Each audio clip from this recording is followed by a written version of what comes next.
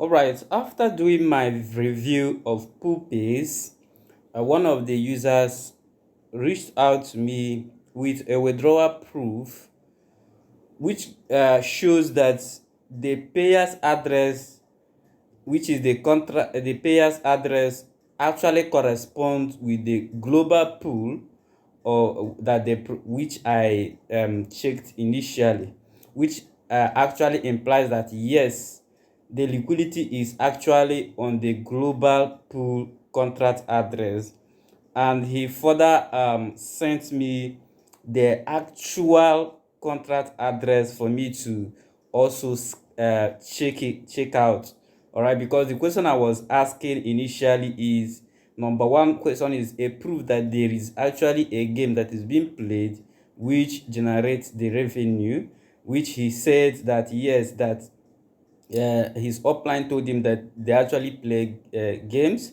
Then I asked him to check it out by himself, to play, check out the game by himself, to play the game by himself, to actually know that yes, there is actually a game which he hasn't responded to. And then he also sent me a contract, because the second question I asked was the address that has the referral logic, the ROI logic that pays them the percentage, because there should be a contract address that has those logic that is responsible for payment of ROI, referral bonus, and affiliate bonuses and all that. So he sent me an address which I'm going to check now to know if it actually has such logic or not, and after which I will give you my final. All right, so in order to review this contract address, I think we also need to look very briefly at their Git book. All right, so I don't want to dive too much into it, because like we discovered earlier, this is a new project, and of course, if they are actually legitimate and they really want to build a long-term project, most of these things I pointed out can be improved. All right, and actually, of course, if they improve those things, then people can actually confidently invest in their project without thinking twice. But for now, personally, I need to still review what I was sent before I can also arrive at my final verdict as usual. All right, so if you look at the system architecture here, you can see that the main contract liquidity administrator address ends in 49. Meanwhile, the other one I reviewed the other time ended in D something, right? So the function of this particular contract address is that it receives USDT deposit from all participants and automatically add liquidity to Uniswap V3 pool. All right, and then the target pool is wrapped Ethereum / USDC Uniswap V3. So then fund separation, two independent contracts, payer one, investor pool, ends in D0, and the purpose is distribution of returns to liquidity pool investors. And if you check the contract address that the person said he used to receive payment, you will see that it actually tallies with this particular contract address, which actually means that yes, the website is actually using that pool address for payouts. All right, and then source revenue generated by players from partner casinos worldwide. And then management system operates independently without authorization system, fully autonomous reward distribution. All right, so we are actually going to check if what they said here is actually correct. In the second, in this first, the main address, this main address, that's where we are going to check that.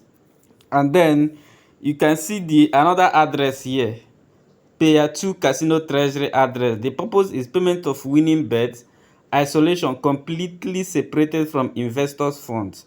Limitation, access restricted only to player balances.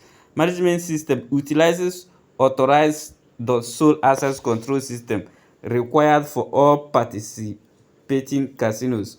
Alright, so important, both contracts are completely independent with different management systems. The casino contract payer to user role based authorization, while the investor contract payer to operates autonomously. Neither has access to the other's funds, ensuring total segregation. So what I'm trying to say that each of these contracts are independent, even though they interact with each other, in the sense that one moves money to another contract. They say that one cannot actually interfere with the liquidity on the other. That is actually what they are trying to say here. But let's check what they said on the roadmap and governance. Number one, they say contract deployment. Contract developed and deployed by wallet. They put the wallet address and all permissions and roles configured. And then number two, administrative privilege renunciation. Transaction hash. Creator revoke all admin permissions. Contract now operates in a decentralized manner, irreversible. No entity can recover administrative control. So what I'm trying to say here is that the ownership can actually be renounced on the long run, which because I'm going to check if the ownership is currently renounced. But what I'm trying to say here is that the ownership can actually be renounced, in the sense that the admin will not have access to people's money or the money on the liquidity. All right, so let's examine the second the contract address and actually arrive at our verdict on it. Let's go to it. So you can see that this is the main contract address as seen on the Git book, which ends in 49, right? And then if we scroll below, you can see that this contract was created 39 days ago. All right, and then you can see that this contract is actually verified, and you can see that the contract name is Poolpays, which corresponds with the name of the project. And then if we scroll down below, you can see that this contract it defines a constant USDT token address on Arbitrum, and is swap router address. All right, so which is actually the Uniswap v3 positions NFT slash router contract. Okay, so you can see here, if you take a look at this code, you can see that it has the functions such as add liquidity, all right, which is authorized only, and internal logic to call increase liquidity on the router. All right, so so you can see it here, which actually helps to buttress the initial point, which states that when this contract receives USDC, it helps to increase the liquidity by sending it to the pool, all right, which the pool address that holds the funds. All right, so another thing also is that if you go to the authorized .sol, you can see that there is a permission here that allows the contract owner to withdraw ether. That is safe withdraw. You can see the safe withdraw logic here. All right, you can see the safe withdraw logic here. All right, and the permission as well. Okay, so that is it. And then you can also check this other aspect. You can see that this is an ownable contract. All right, and according to what is here, ownable is contract and address is public owner. Okay, so event ownership transferred, address index previous owner, address index new owner. So the ownership of this contract can actually be transferred to another. That is what this logic is saying. Okay, so that is it. But there is one thing I didn't see here. From this is what they say is the main contract address, but it does not show any visible logic for distributing the profit to users. All right, there is no logic for handling user deposits, affiliate level payouts, regulated investment contracts, etc. This contract address actually focus on the liquidity management. From what I can see here, this contract address is actually focus on liquidity management. And even if you go to the git book, they actually stated it though. They actually stated it.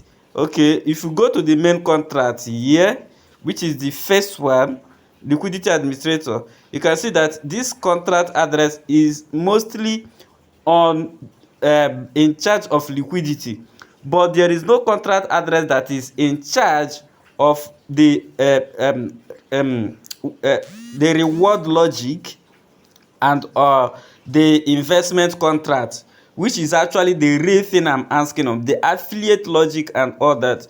So what does this imply?